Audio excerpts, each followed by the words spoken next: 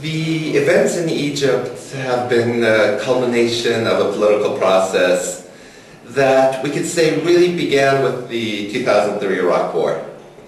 A lot of the proponents of the 2003 Iraq War said that a functioning democratic Iraq would spread democracy in the Middle East. I would argue against this vision that the neoconservative camp had in prior to the Iraq War. What I see is happening is that rather than democracy spreading because of Iraq, I think one of the reasons why the Egyptians,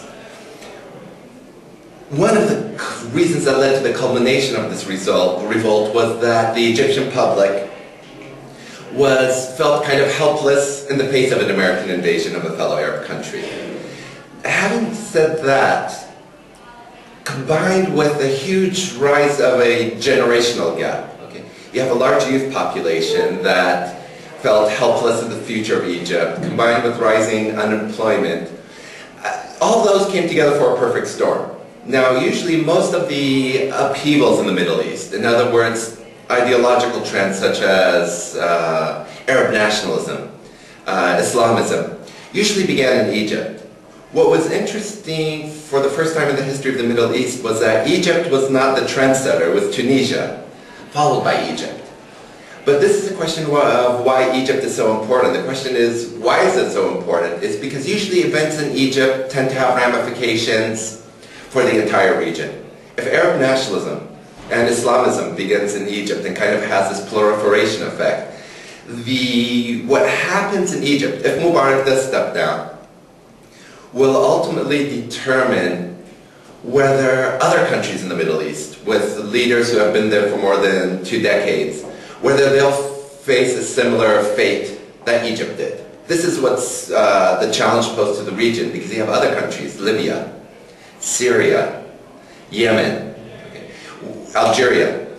But in the case of Libya, Syria, and Yemen, these are republics with presidents. But they're more or less functioning like monarchies, just like Egypt did. You have a president for life who's ruling almost like he's a king, and was grooming his son to take over. And this was kind of a model. It was really unique to the Middle East. The only other country I could think of that has this model is North Korea, where it's officially a republic, but it's more dynastic. And this will be the outcome of the events in Egypt. Will the dynastic republic survive in the Middle East? And this is why the Syrians, Yemenis, Libyans, they're quite nervous about these events. And the date that where I'm giving this interview, we're on the cusp of a new direction.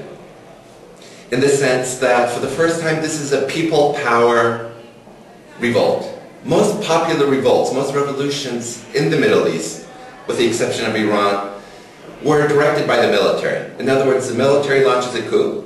This is how Egypt became a republic, and the people follow. Now what we're seeing is can the opposite happen? Can the people launch a revolt and the military follow? And that's the direction where we are right now. That's going to be the future of the Middle East. Has power finally shifted to the masses? Can the masses finally have a say in the destiny of their country?